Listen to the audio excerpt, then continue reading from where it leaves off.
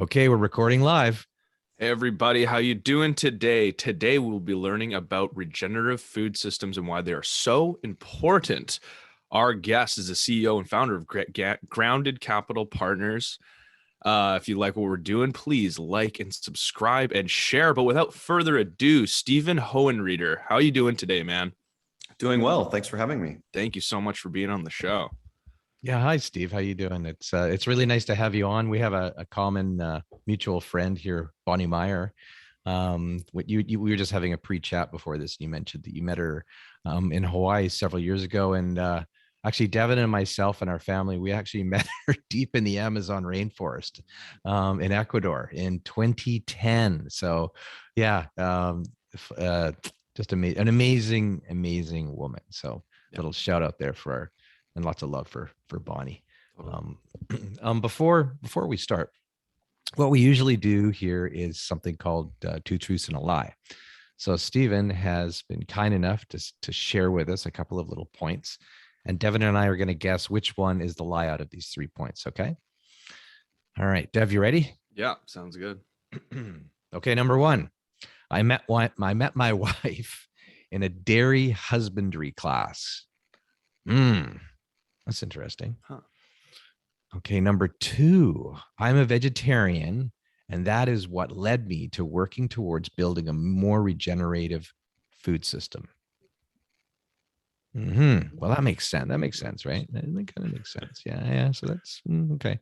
Number three, here's one that's a little bit more. My dad grew up with a pet monkey, and it would get the newspaper for him in the morning. I've heard about monkeys doing that too, though. It's too specific. It has to be true. No, I know, right? Gee, okay. What do we got? They're all so. Yeah. I don't know. The last one just sounds so outrageous that I'm like, I believe it, you know? Okay. So, yeah, I know. Me too. So what are you thinking? What do you think? What do you think? Let's go. I don't know, man. So wife at the dairy husbandry class, vegetarian, working towards sustainable foods, and my dad grew up with a pet monkey. You know what? I'm just gonna go with you met your wife somewhere else. Let's just go with the first one. It's a play. I think exactly. I just want to believe in the monkey. I want to believe in the monkey too. Yeah. So we're gonna go with both of us. Hey, the lie would be the dairy class or the dairy husbandry class. Meeting your wife.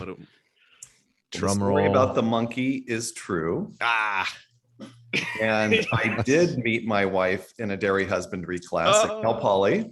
Damn. But I am not a vegetarian. Not a vegetarian. Ruminants are very important to a more regenerative food system. Oh, that was the one that was the most staring me right in the face, is the most kind of blatantly for sure. Absolutely. Yeah. Wow. Interesting. Oh. So So actually give us a little background maybe on the dairy husbandry class. Yeah. That's how you met your wife. What were you that's an interesting one. We were both agribusiness students at Cal Poly San Luis Obispo. Oh. And that was an elective that we both happened to take. And I'm not sure she would be the first one to acknowledge that's where we met these days. But sure enough, we were in amongst a bunch of dairy cows who were, being impregnated through artificial insemination. And the next thing you know, we're married and have 3 kids and we're on our way. So you guys weren't just down there milking the cows and looking, with the others looking underneath at each other. It was you're both with a bucket, right? No, it actually was not a very romantic setting, but we got to know each other in the class. Oh, that's good. That's good. Oh, so could you shine a little bit of light on, because we're talking about regenerative food and the systems and what's currently going on our planet, that's been going on for 50, 60, 70 years.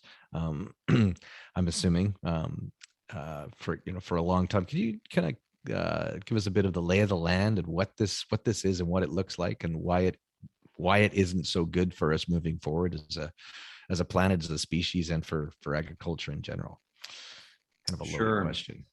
Well, when we think about how we about our relationship to each other, our food, and the land for thousands of years, whether it was people who have lived on this earth before us or even earlier generations of our ancestors, we lived within systems and we tried to keep those systems healthy through our behaviors because we needed to in order to sustain ourselves on an ongoing basis. And even 100 years ago, we farmed in ways that built soil fertility, broke weed cycles, and broke pest cycles naturally through crop rotations or the integration of livestock or resting land. And we thought about the interdependence of all of the different aspects of these ecosystems, whether they were social, financial, or agroecological. And in particular, after World War II, I would suggest that we really started to shift toward more of a mindset of trying to control systems through external inputs, and in many ways control the symptoms of unhealthy systems. And so rather than building fertility and addressing things like weeds and pests through our activities, I would suggest today that in many ways, industrial farming is not much different than putting a seed in a sponge, adding some water, herbicide, pesticide, fertilizer, and out comes a plant that represents the medium in which it's grown. So we've seen a drop in nutrient density. Yes. And we've also seen a drop in soil organic matter. And all of these things impact us as humans, impact the soil, and have become incredibly extractive. So the work that I've been doing over the last decade is really focused on how we can rebuild the health of that system. Maybe I'll leave it at that for now. Wow. Yeah, because I know, just looking at and watching I watched a really good film. Woody Harrelson narrated. It's called Dirt. I can't remember what it was called. Oh my gosh, but really. Kiss the Ground. Yeah, sorry. Yeah, is it called Kiss the Ground? Kiss the Ground. Yeah. That was during the lockdown here at the COVID. It was a lot of really good stuff, a lot of good documentaries, and that was one that really kind of popped up, and it was a great film. Is there I'm sure there isn't any silver bullet or anything that we can help turn these things around, but from that film and from what you're doing, you're seeing I'm sure you're seeing ways that we can shift back to kind of what we were doing in the past. Is that right?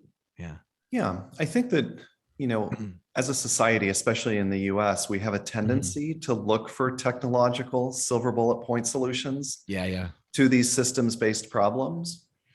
But so often we're trying to solve these things. And in many ways, we're living our lives in siloed ways that are fairly reductionist.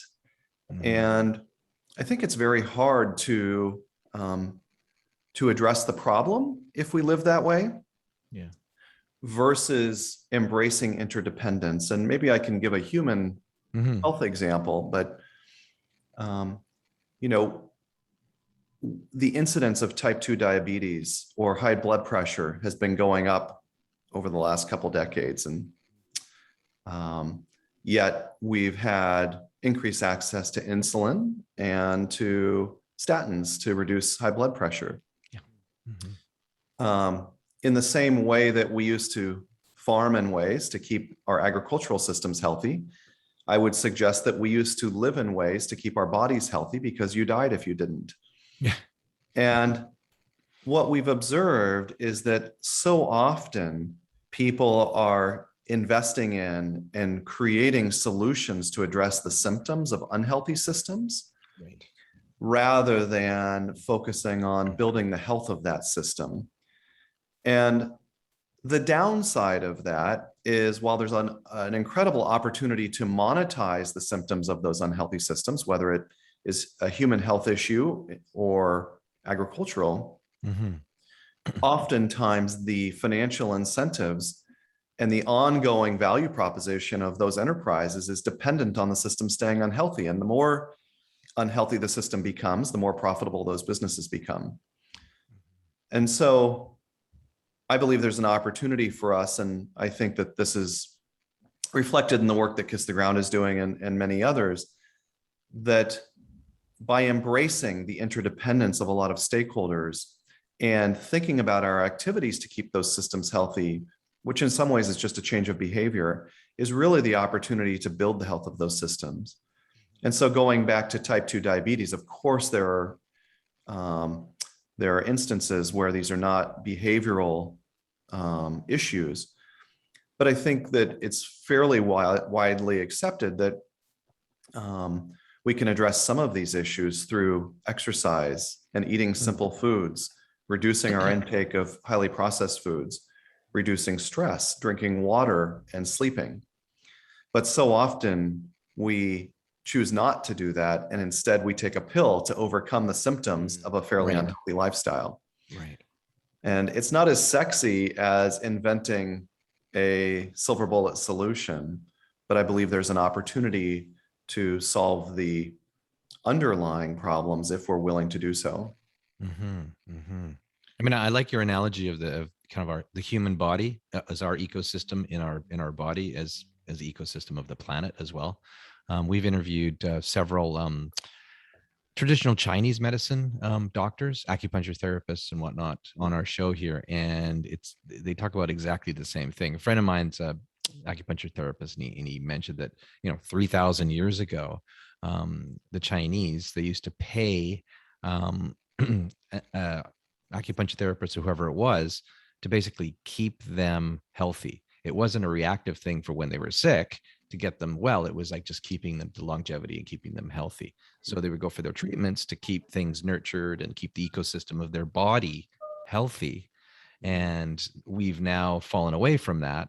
And we've gone into, just like you said, we've got a headache, we take a pill. We have, diabetes, and there's insulin, and then, all these things for high blood pressure. We're hitting it where we're not nurturing and nurturing our ecosystem. And it's pretty much exactly the same as what we've done to our planet. Like you were saying, we grew the crops. I read a really good book again during COVID, Sapiens, and talks about the human evolution and whatnot. And, once we got to the point where we started farming, we're farming, and then we got into what we're doing now. And it's, with the herbicides and all these things, it's just, it's killing us, and it's killing the planet and killing, we're not producing healthy crops anymore. It's, yeah. So you're so, you're so right.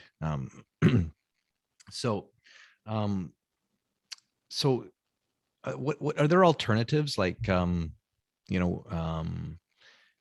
what is regenerative farming or agriculture? Like what really is that? Why is it so important at this point in time for us to really seriously look at this? And Sure. Well, I think of regeneration as a mindset and a set of values and decision processes. It's not a particular thing, and would suggest that in agriculture or in social, human, or even financial systems, different things are possible in different places with different people at different times.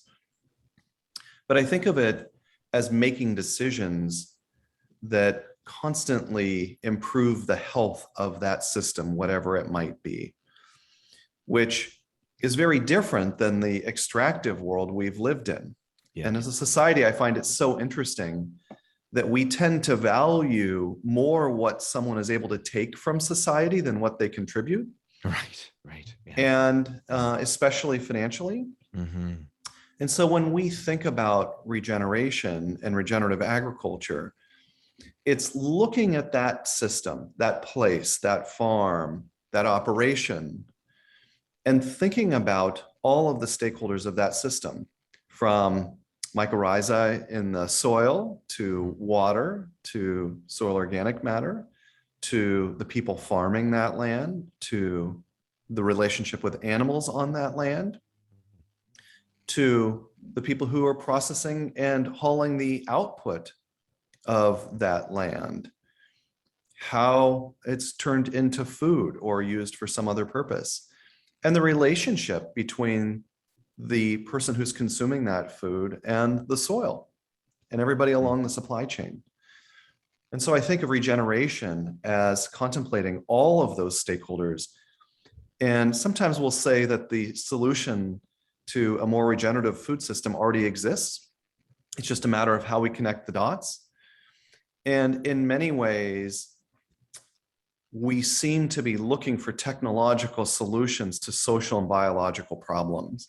Right. And I think if we are willing to look to what is in a place and figure out what's possible, that we have an opportunity in very practical ways that can be very financially focused to build the health of that system by making decisions that build the fabric of that system, rather than figure out what it can take, what that capital or that operation can take from the system.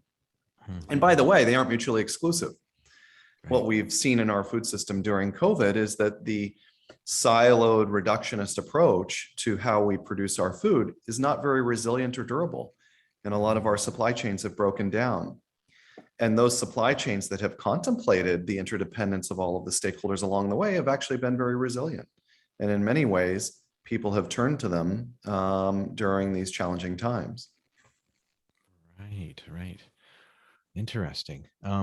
There was, something that I pulled out of the Kiss the Ground film. There was the way we tend to is it monocropping? Like we'll put down just potatoes, or we'll put just down cauliflower or whatnot.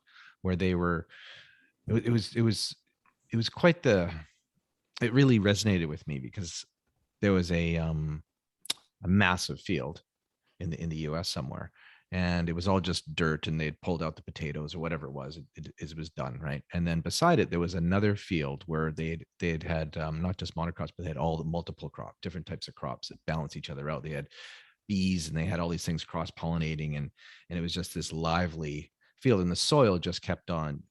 They were able to keep reusing the soil. Where on the other side, it was just basically all the nutrients had been just sucked out of it because of the monocropping, and it was almost dead. Well, I think that's such an interesting observation, because when we think about any system, it's dependent on a number of different factors. So in many ways, complexity doesn't necessarily equal risk. It actually equals resilience. And we did have this tendency to grow a single crop over and over again, or rotate it with one other crop. But what that allows is for certain weeds to take over, or certain pests to take over. It doesn't build soil organic matter, or it doesn't build nutrients in that soil, because those same plants are using the same nutrients. So if you aren't rotating it with other activities that can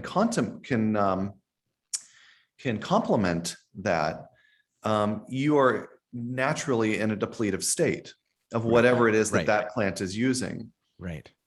So I find those photographs of a monocrop versus a more diversified operation, or a conventional grazing operation next to a more holistic or naturally grazed scheme, so interesting. And if we think about nature, and nature could be ecological or it could be social, nature doesn't live in a monotype system, right? Nature likes diversity. And so I think looking to nature as a model for what is resilient over a long period of time is wonderful.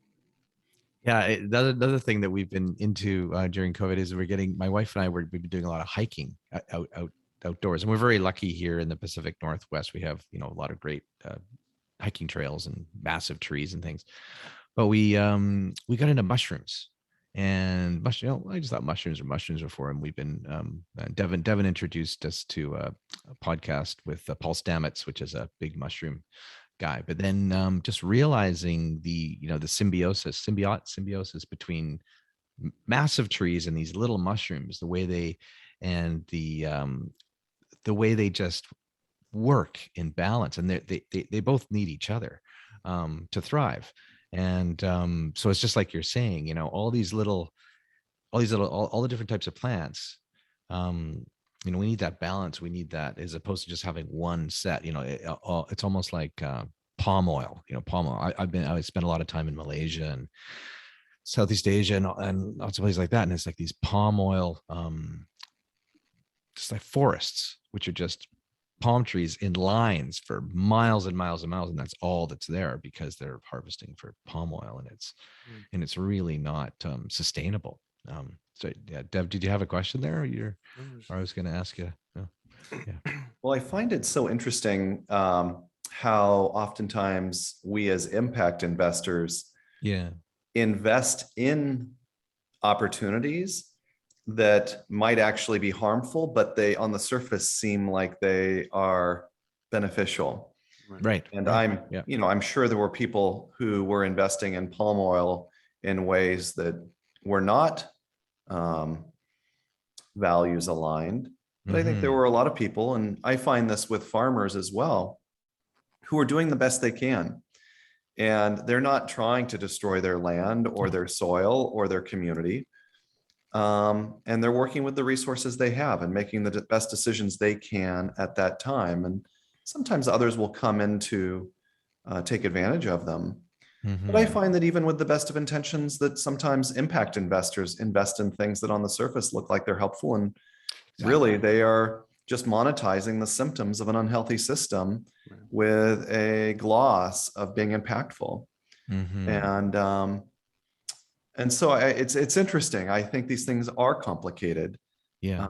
But that's the opportunity to keep thinking about these things and pushing on them. Yeah. And on the side of investing, so several years ago, I belonged to several different business groups and investment groups. And I started looking at my portfolio that I had. I had my portfolio and I looked at it, and I didn't realize, because I'd been invested in some of these large banks and large Canadian banks and in their portfolios.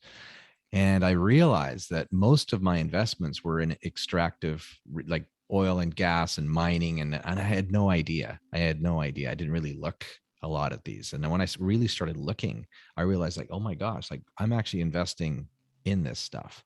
So this is about 8 or 9 years ago. I made a conscious effort to start shifting into more regenerative or organics, things that now, like you said, we shift and we get into this, and we're like, okay, now I'm doing the right thing.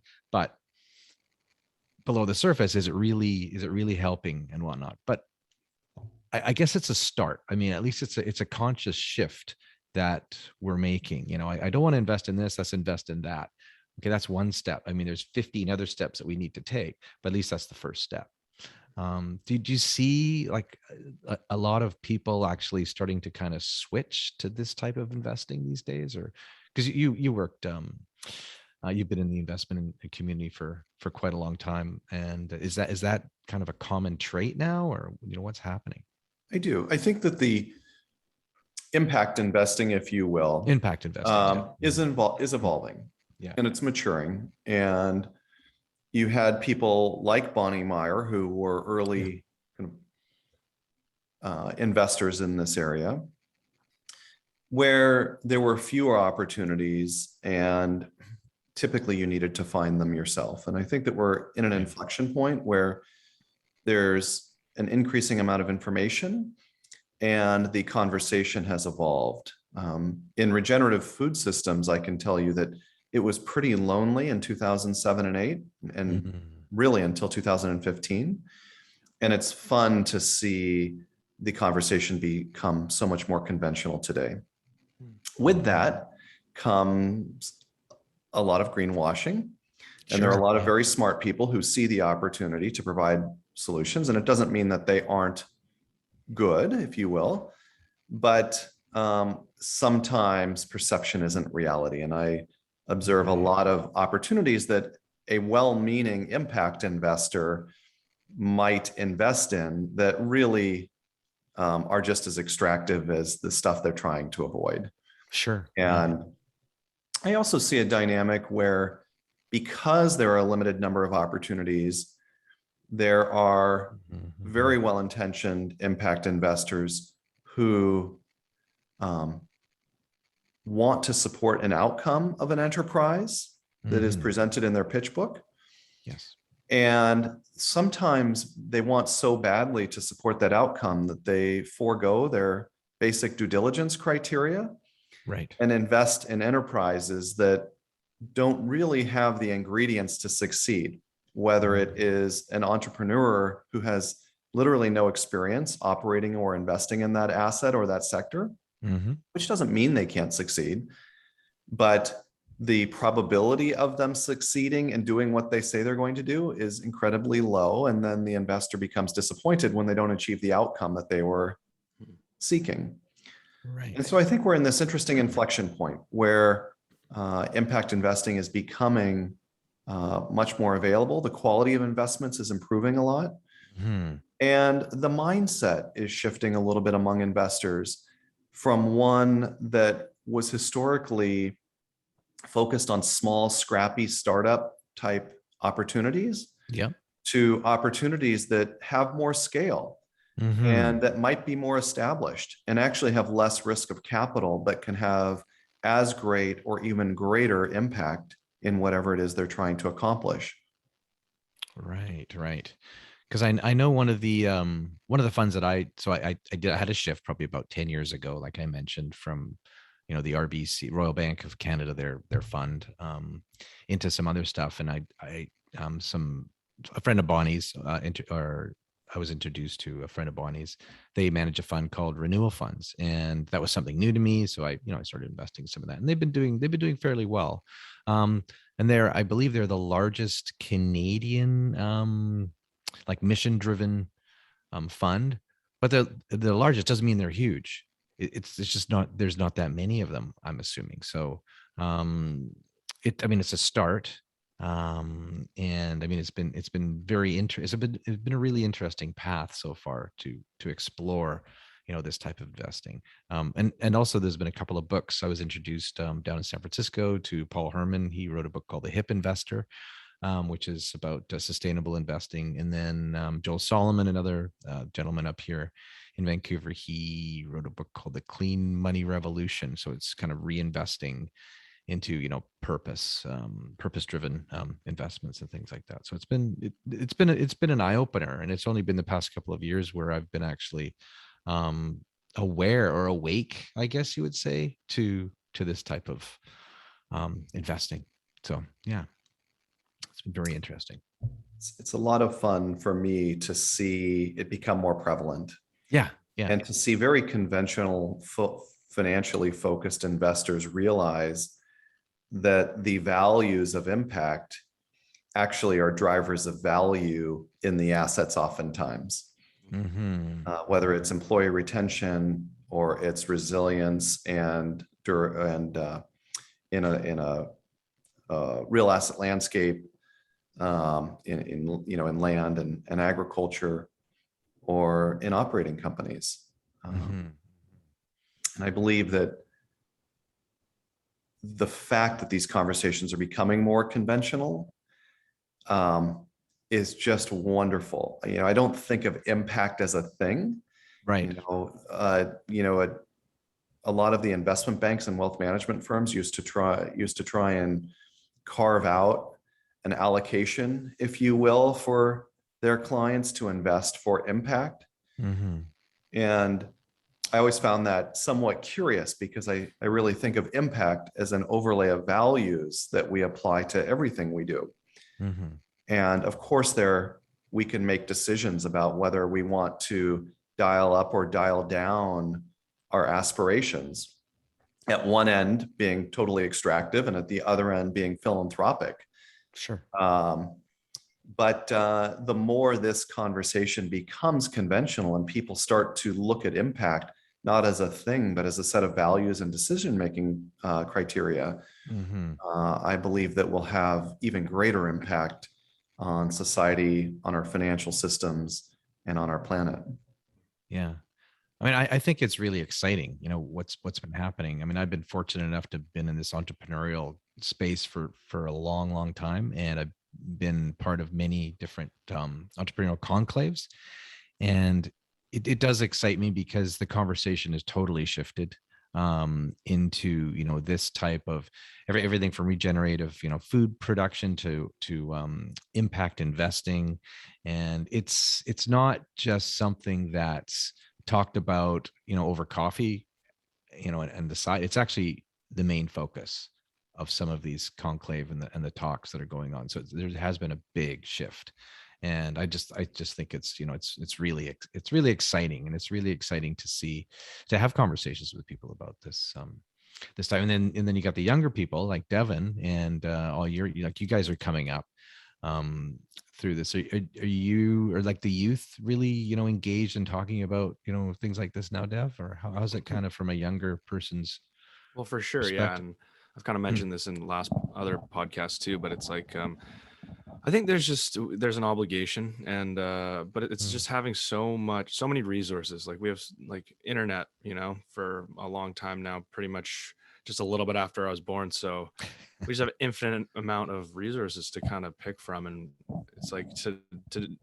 if you just keep yourself not knowing any of this stuff, it's just kind of like you're being ignorant these days, I guess, you know, rather than when you guys would have to go, you know, go to the library and look through books and do all that whole sort of research, right? We can just look it up on a phone now. So I definitely think lots of people, lots of younger people are now switched on, and then they're just finding that they have responsibility rather than just turning a blind eye to everything. I've also observed that a difference in younger generations as I've explored this thesis about how I believe our food system's evolving. And it's been interesting to observe the consumer go through a very unconscious but structural shift in their relationship with food. And I would suggest that consumers are focused on attributes that look like those attributes they valued before the industrialization of our food system rather than after, and on an increasing basis. And it's different for different generations. For my parents' generation, I think the relationship is different than mine, and mine is different than yours, Devin. But what's so interesting is it's not necessarily about organic or local. But I think these things can make it easier to achieve these other attributes. Rather, I think it's more focused on authenticity, traceability, transparency, and connection. And when we think about our relationship to each other and to food, and I believe that this is also, you could extrapolate this into other areas of our society and our relationship with each other. But before the industrialization of our food system, we had a connection to the source of our food. Either the farmer or the rancher who was producing our food, the person or the company who was adding value to our food, or the grocer who we relied on to vet our food choices for us. But with the industrialization of our food system, people were so enamored with price and packaging and convenience and being marketed to in ways they had never seen before, that they handed over this deep relationship they had with the source of their food and gave it to ubiquitous companies that told them what they should buy based on who they wanted to be. Right. And that was so interesting. And in many ways, it was a race to the bottom, because all of a sudden our food system became anonymous. And farmers had no motivation but to grow as much yield for as little cost as possible. And all of a sudden, we had to rely on third parties to tell us it was okay to eat our food, whether it was the USDA, certified organic, or others. But what I find so interesting, Devin, about your generation is an observation that you guys can't figure out why we thought TV dinners were so exciting, and why we thought seriously, and why Hungry man why we dinner, thought yeah. processed food was so exciting, but it was novel. Right. And today, your generation takes those things for granted, or just doesn't understand why we were excited about it. Sure. And also, I believe that society, on a broader basis, takes the positive attributes of an industrialized food system for granted. And so I believe your generation is helping the rest of us reconnect with the source of our food through an awareness that we didn't see while we were blinded by these shallow attributes which were positive in some ways, of industrialized food.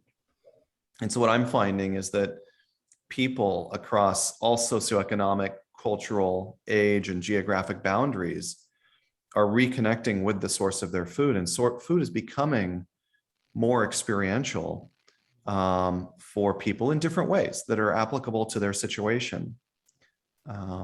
And, you know, a lot of the thinking that I've done around this was grounded in observing the wine industry and trying to understand why, after a period of consolidation and industrialization, we went from 300 to 10,000 brands in the US.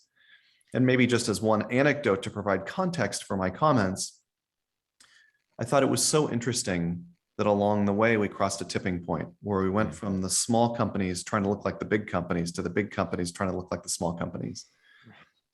And there were a whole bunch of reasons why that happened. And it was easier for it to happen in higher margin categories first, like coffee or chocolate or wine or craft beer. But we're now seeing this happen all the way down to fresh produce and proteins. And we're seeing every category of food being redefined by the small guys. And I believe it ties back to connection, authenticity, a sense of authenticity or real authenticity, and so on. And the big companies can't incubate or develop those authentic relationships. So That's I believe it all really, comes back to connection. that's really, really interesting, because I just go through even I talk about Devin's experience, which so Dev, you've been a vegetarian for a year or so, right? You had been a couple of years, and I believe, correct me if I'm wrong, you were just kind of grossed out by the supermarket and the you know, processed food, and you didn't Well, know where just the your food mass came from. production of meat, it's in general, and like it was just like, why are cheeseburgers $1 from McDonald's? I was just like, I don't really understand that. And then they're destroying the rainforest and the cow farms, and you know, destroying the rainforest, and then obviously like the poop and all the methane escaping in the atmosphere. And you know, and understanding there's a sustainable way of doing this, because we have family who, you know, are farmers, and our aunt had a ranch, and you know, they'd have one cow, they'd take the cow to the slaughterhouse, they'd have meat for like us and them for like 2 years. And I'm just like, but okay, so like that's a sustainable way of doing this, and but obviously the other way is not. And I was just kind of like, oh, doesn't seem right to me Yeah. anymore. But yeah, that's basically what So happened. the interesting thing was, as you were a vegetarian for 2 years because of, you know, what you just said, and then Yeah. why is the reason you actually started eating a little bit of meat? Well, oh man, that's a crazy question. That's like a deep question, actually.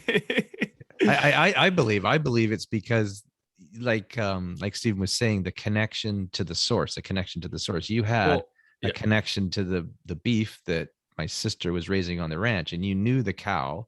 that's the thing. Yeah. And I think that's what I think. Understanding where, yeah, totally understanding where something comes from. Like it doesn't just show up in the supermarket without there being a whole crazy process to get it there, right? You just don't have wrapped up steaks in the supermarket and that didn't come anywhere. I think we just like take ourselves away from that a lot of the time. That you know, it's like food, or I don't know. For me, it was like something had to die to feed me, and like where I could just eat without things having to die. I was like, well, that sounds a little bit better for me at this time. Um, but yeah, that question goes deep. It was a spiritual psychedelic experience, actually, that opened up the doorway for me to wanting to be a vegetarian. Right. Okay. Having an experience with psychedelics and mushrooms and stuff, and then being like, oh wow, this is like, and then thinking about all the, how we're just destroying our ecosystem based on dollar cheeseburgers. And I just had that thought, and that thought kept repeating in my head over and over again. And I was like, oh man, there's got to be something we can possibly do about that. So then, and then exactly coming back to the connection and the source of like having that sustainable beef, where Annie Sue, you know, has that cow, like I said, and you have that meat for a long time. I'm like, this is, if everybody, you know, in the world and had, you know, in tight communities or in towns, and then that's the way that they dealt with, you know, our meats or our poultry system or whatever. It would just like, that's sustainable to me. But you know, the reason you can, you know, go and get deli meats for a couple bucks, or like I said again, dollar cheeseburgers, or like 50 chicken nuggets for like $10 or something. You're like, that doesn't really make sense. I mean, It doesn't make sense. so Yeah. that's, I don't know. It was basically that. And then when I started eating meat again, it was because I was like, okay, this is I don't know. I started connecting back to wanting to be like, okay, well, I need to diversify my diet up a little bit. So I'll probably eat a little bit of meat, but yeah, it's definitely having those meats. It does feel nice. And then obviously when we were in like Thailand and stuff, and Nong was like, okay, here, this is a chicken, go kill this chicken and then we can eat it. And that was like, holy crap. Like, yeah, this is where all the chicken that I've ever eaten, this is how it started. And somebody had to do this for me to eat it. So why can't I do it? Right. Mm-hmm. And then after doing it, I'm like, you eat a little bit of chicken, you're like, okay, I don't really want to do that again for a couple of months at least. So, and then you eat some veggies or whatnot. But I think it goes back to the beginning of time, right? We hunter-gatherers, and like you didn't, you'd have to hunt to get the meat. But other than that, everything else you'd be eating would probably just be somewhat of a mostly vegetarian based diet. And then, the once a month or whatever, you get that meat and it's amazing. And you cherish it that much more rather than eating meat for every single meal, every single day, like I used to do. Right. So. Right. I think that's true. I mean, when I was reading through the book Sapiens there, I think that's what it was, is we say hunter gatherers, and we used to think that, the old Neanderthals or whatnot around, bringing down, And stuff. yeah, all the time. They weren't. It was I think it was they're mostly like herbivores or whatnot. They were eating, vegetables and whatever and digging and roots and whatnot. And then occasionally they would get something. Yeah. Yeah. So for me, You're it was, raising. yeah. Go ahead. yeah. Sorry. Yeah. It was about like, how I felt like eating the thing, and, where it was coming from, and then just like sustainability at the end of the day. It's like, how do I feel about having something die to eat it? How do I feel from eating eating meat? Or do I want to diversify my diet a little more and eat lots of veggies and like a little bit of meat sometimes? That's what makes me feel good. Essentially, I'm like, okay, that's the one that makes me feel good. And then the sustainability of actually getting that product and eating it. So anyways, you were saying. Well, I think you're raising so many interesting topics. There's this great bumper sticker I once saw that read, "Never buy food from a stranger." And I thought it was so funny, but it's also so poignant. Yeah. And, Devin, I don't know if you relate to this, but I don't view meat as the issue. I view the processes for how some people raise that meat and slaughter it and process it as the problem. Exactly. And I participate in a lot of discussions about this, just in the work that I do. And I certainly believe that we should all eat less meat and more plants. But maybe to your point, Nigel, that when we look back at the relationship between ruminants, for example, cows, and the land, it's an important piece for how we build soil fertility. And it's part of that ecosystem. And some people argue that given the population growth, that we don't have enough land to support everybody with meat. And I think that that's something we really have to think about and consider how we get people other proteins. But going back to the conversation we were having earlier about addressing the symptoms and monetizing the symptoms of an unhealthy system, there's so much money flowing into these plant-based meat alternatives today. It's a much longer, different conversation. But when we look at how chemically intensive and conventionally farmed the ingredients of most of those products are, right, and then how highly processed those ingredients are, and the stuff that they add to it, and then are positioned as being better for the planet and better for people, for human health, I find it incredibly deceptive. And without debating whether plant-based meats are good or bad, I think it's so interesting to see people who are investing in these products with the best of intentions Right. without understanding how actually detrimental they are to our planet and to people in many cases. Mhm. And so it's interesting, it's not sexy, but maybe one of the best solutions to eating more plant-based foods is to eat plant-based foods that look like plants Yeah. and that are just compelling. And I find this tendency to try and invent new products so interesting because in many ways, we're just doubling down on industrialized food 2.0. Exactly. Yeah. And, I'm not saying that these products aren't well-intentioned, but I see the money flowing into them. And I'm fairly certain that most of the money flowing in is not focused on the health of people or planets. Right. Right. But you're so right with that. That's so funny because like you go to the store and then you go and it's like a beefless tips and you're like, why is the word beef in there? Or you know what I mean? Like chicken nuggets, meatless chicken nuggets. You're like, no, no chicken nuggets. Just take that out of the question. But you're so right. They're so processed and people have the best intentions of eating these things, but don't really understand. Like, yeah. It's just as bad as anything else, really, or worse. So, Yeah. but yeah, exactly. Eat vegetables that look like vegetables. That's great. I think maybe we should end on that because Yeah. I think we're actually over about an hour or so. I think here are we? I can't even tell. That's great. Yeah, eat vegetables that look like vegetables. And what was the bumper sticker? Never buy food from a stranger. Bam. Never buy food from a stranger. Right? Yeah. There you go. That's beautiful. Well, any other tips or points, Stephen, that you want to throw out here before we close it up? No, I appreciate you inviting me today, and it's wonderful to talk to you about these things. They're big topics, and there are so many different directions that we can go, but they're all interconnected. And appreciate the work you guys are doing.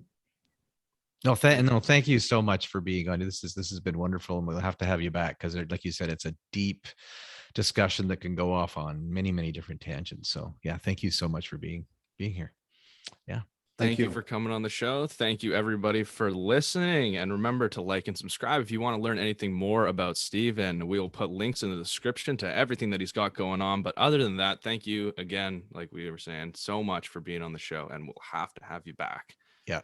Thanks, Stephen. Awesome. Thanks so much.